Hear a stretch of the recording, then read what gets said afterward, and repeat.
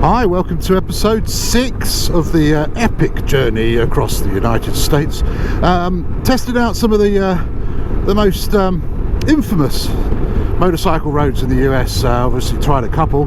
Tail of the Dragon broke my bike last time, and I find myself now in Texas riding the Twisted Sisters. Needless to say, I am riding them very, very gently and taking it very, very easy on my motorcycle because I don't want to break it.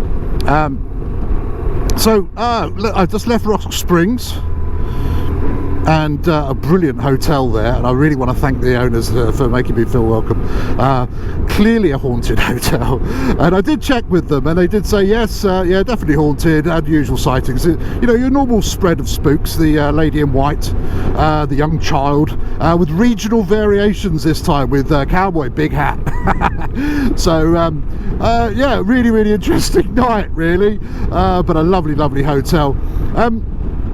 I'm doing the Twisted Sisters. They're ranch roads. These are sort of ranch to market roads, and there's a sequence of 335, 336 and 337, and they all sort of go between Campwood and I've been calling it Leakey, but I've been told it's called Lakey, so I apologise to the 425 residents of Lakey if I've said that wrong in the past.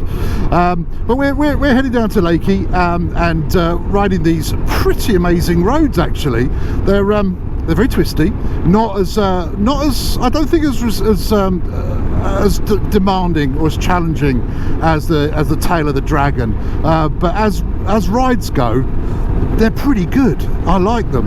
Now, I was talking to a Harley rider yesterday, and he said, oh yeah, it takes about 4 hours to do all 3 routes and join them all up. And then he goes, what bike are you riding? And I said, oh, I'm riding the GS. And he went, oh yeah, it won't take you that long.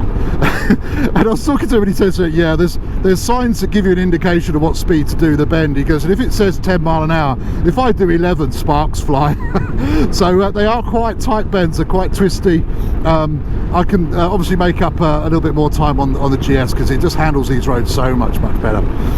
So anyway, I'm going to enjoy the next ride. Well, what's that? There's something running in the road. It's a squirrel, and it's still alive, so it doesn't make the roadkill nature trail. So yeah, I'm just going to ride these roads. Like I said, I did ride the 336 yesterday while the sun was out, and it was a lovely, lovely road, and I'm keeping that one to myself. I'm not filming that.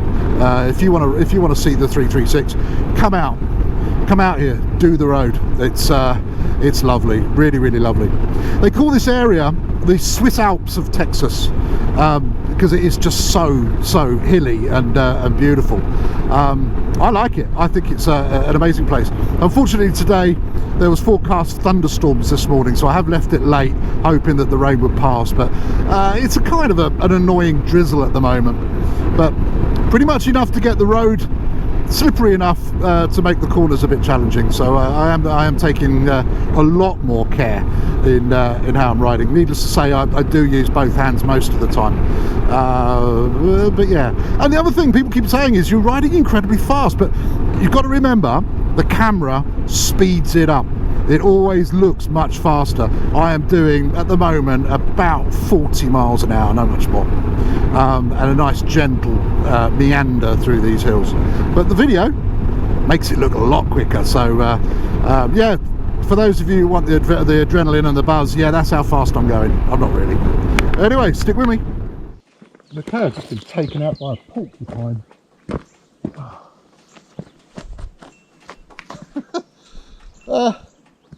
This is where a very, very heavy bike is a bit of a problem. Right, you little bastard, where are you? Came around the corner, no joking, there was this porcupine in the road,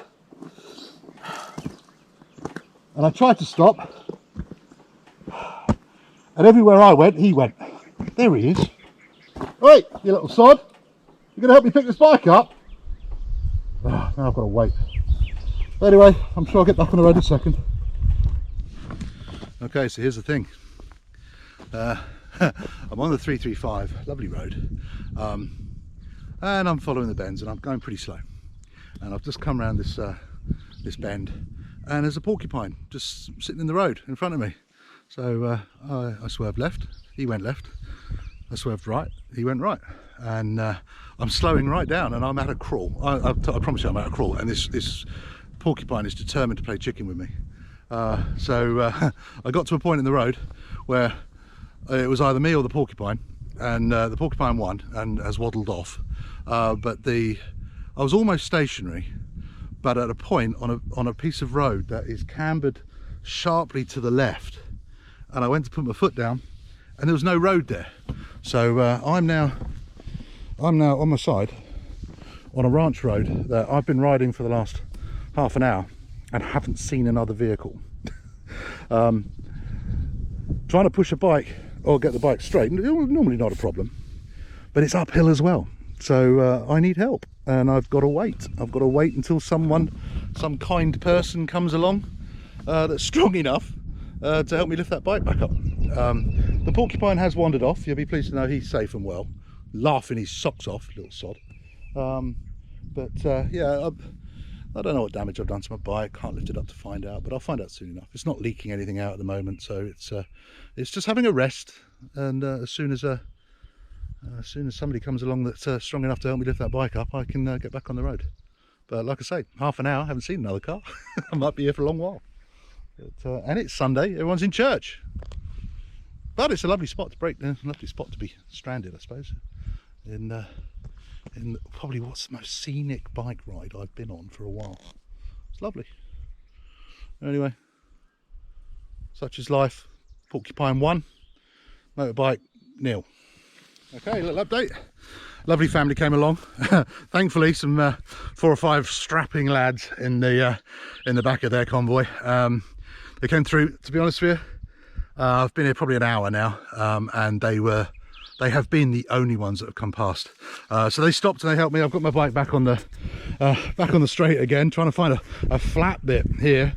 As you can see, where I came head to head with the porcupine, I'm trying to keep the camera straight, but where I came head to head with the porcupine there, when I went to put my foot down, there just was nothing there. So although I was only rolling, it was enough for the bike to go over, wheels in the air, and it weighs a ton. There's no way I could pick it up by myself.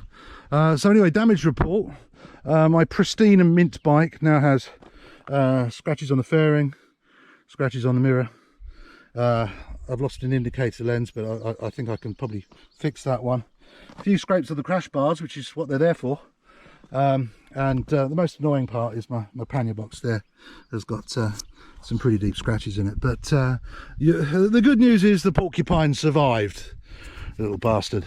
If I find him, he will become part of the roadkill nature trail. I'm no longer friends with porcupines. So anyway, I'm loaded back up, the bike's running again, and I'm ready to carry on with a few battle injuries, but hey, never mind. Okay, you join me in the little town of Campwood, population of about 700. I looked this place up, and I don't know if you can see the high street. It's very nice, long and straight, but its claim to fame was in the early days of Charles Lindbergh, obviously the chap that flew across the Atlantic. He was a bit of a barnstormer, and flying his First World War Jenny just after the First World War, he visited Campwood and managed to land his plane in the high street here. Not a problem, perfect landing. Taken off the next day, crashed it into the hardware store. So I don't know which one's the hardware store anymore, but I mean, it's an awesome place to try and land an aircraft. Yeah, they wouldn't take any payment from him, and he flew away. So yeah, that's Campwood.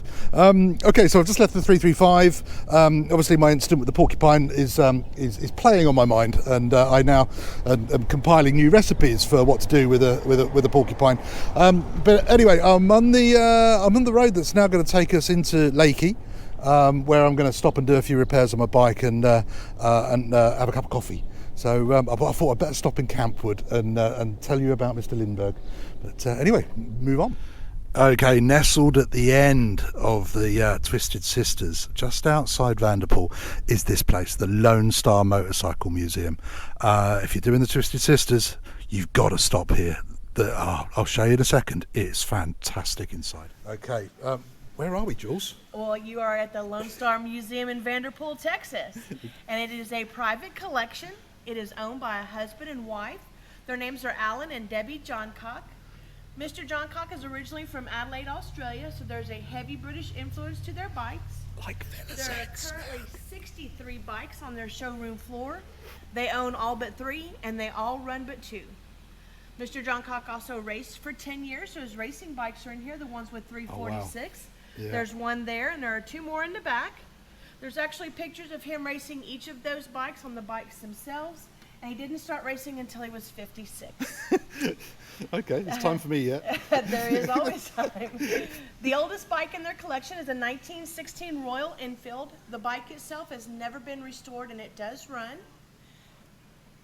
The 2 bikes that do not run in their collection is the Jap in the corner by the double doors. It's a flat track bike. It's never been restored, and it never will be, so it is what it is. Oh, I see it. Yeah. And the other is the oldest Indian in their collection. It's a 1917 Model O. It's on the other side of the black AJS with the gold engine in front of us. Okay. He said he could make that one run. He actually built this aerial square floor in front from the floor up. He said, but that bike has earned its right to sit there. It's 105 years old this year. Wow. They do allow you to take pictures. Good. Gratefully so. And they also allow you to sit and touch one of their bikes. It's the oldest Harley in their collection. It's a 1934. It's the maroon one with the sidecar. I see it, yeah. You can get on the bike or in the sidecar. Just be aware that sidecar is on a leaf spring, so it's going to give when you get into it. I know what you mean. I like what we said when we came in. It's like an oasis of English bikes in a sea of Harley. Oh, so you've only got British 4. bikes. Yeah, no, this is an absolute gem of a place. Yeah. Enjoy them. Thank you very much, You're Jules. quite welcome. Cheers for that. I'm going to have a look around. Absolutely.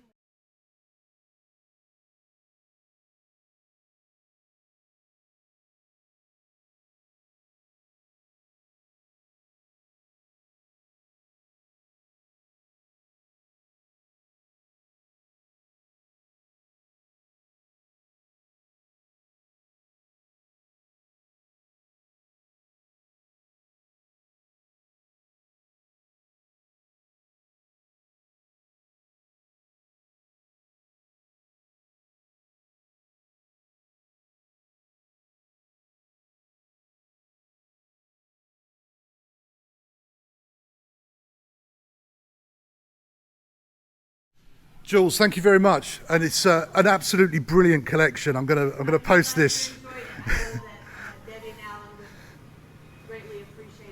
Well, yeah, I'll put you on the map. Hopefully, I'll show you on my route. But this place, it's got to be worth a stop. If you're doing the Twisted Sisters, then just take that little diversion through Vanderpool and come and visit this place. It is amazing.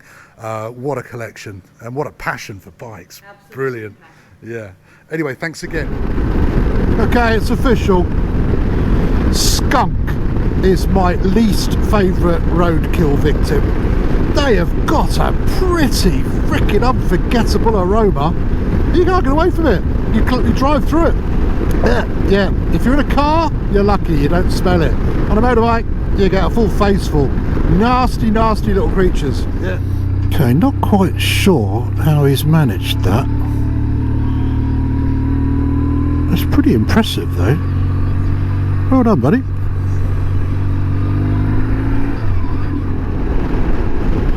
Right, this is an interstate and they're the goats eating the trees.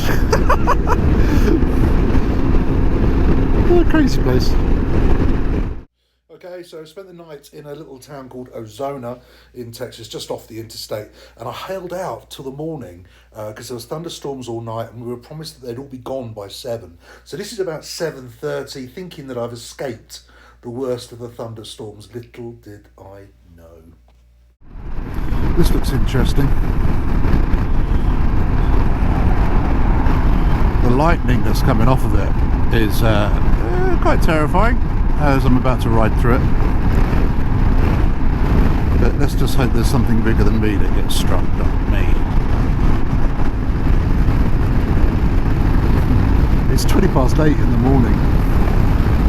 It's it should be a lot brighter than this. It's almost night time. Look at that rain. I was just about to go through that wall of water. Wow, did you see that? That was close. Gusts of wind. The weather forecast this morning said gusts of 50 mile an hour. I think I'm getting those. I'm feeling them all the time. And the size of my bike makes it act like a bit of a sail. Mick, it's nothing like your Hayabusa on the bridge, mate. I know that terrified you, but 50 mile an hour gusts on this thing is quite an interesting ride. Hey, you can't expect to do 8,500 miles across America. Not expect to get every type of weather you can imagine. So far, I mean, I've had some pretty sunny days. I've also had snow. I've had torrential rain, and here comes probably the worst shower I've ever ridden through. And I've just found out Colorado, certainly close to where I'm heading for in the next 3 or 4 days, has got another 12 inches of snow. So some of the routes that I was planning, the $1 Million Highway is one of them, which is quite a high mountain route, may still be closed. Ow! Bollocks, it's hail. Oh, Jesus, been hit by a bit of hail that is just bruising. Oh, man. Ow! Oh, I should have stopped that bridge. Ow! Ow! I need shelter.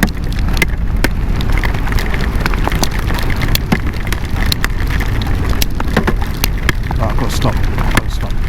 Ow, ow.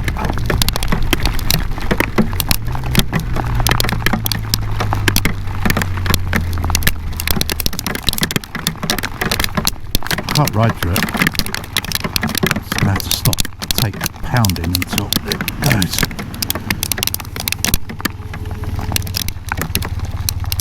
You know I said I was waterproof? Yeah. It's running down my neck.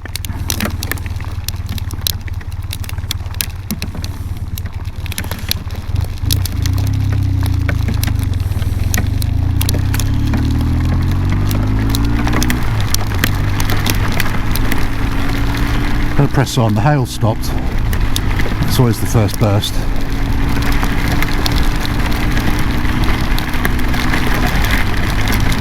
Now it's just drenching rain.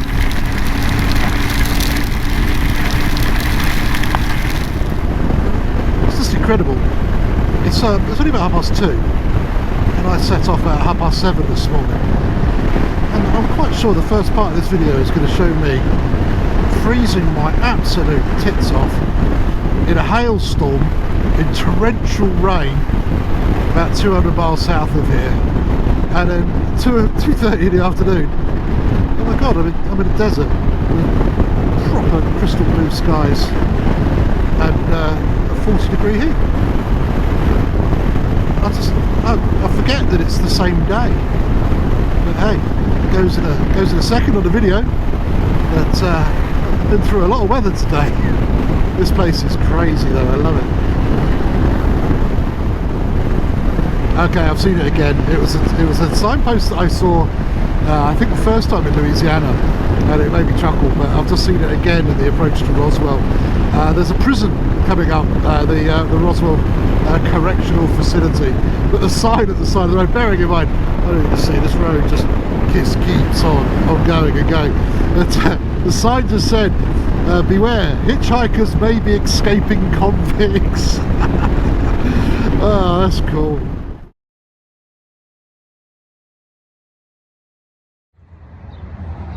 Okay, I'm in Roswell, finally made it. Weather's fantastic now, considering I got so wet and cold this morning. But I've got to check this place out. It's the UFO Museum. It's just a bit of fun. I'm not a believer, but let's see. It might be a bit of a giggle. I'm just going to go and check it out, see what it does.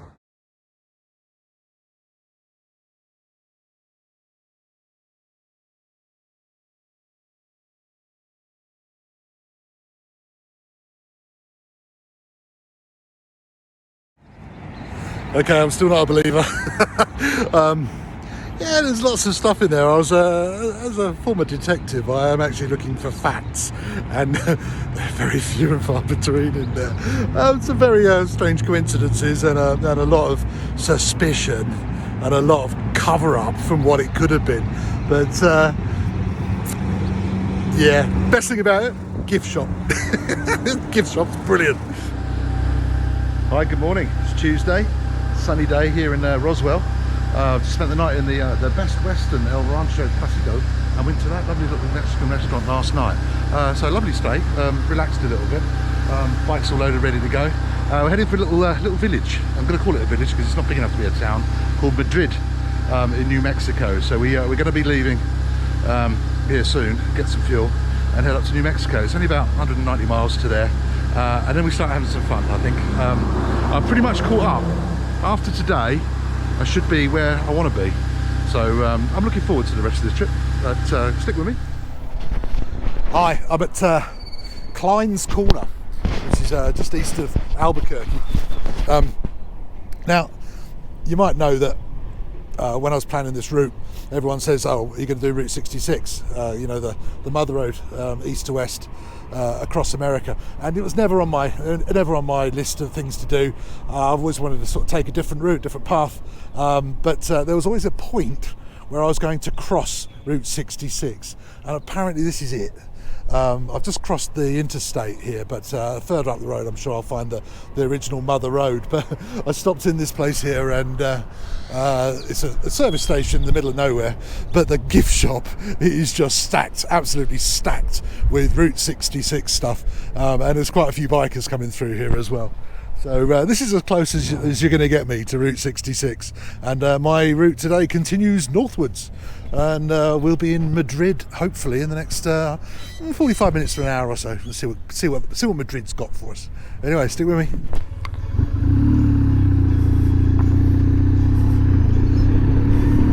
Okay, welcome to Madrid. Wild Hogs.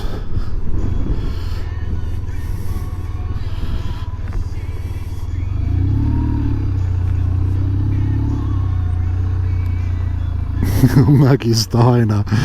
Oh, how cool is this? Brilliant. Okay, so this is Madrid.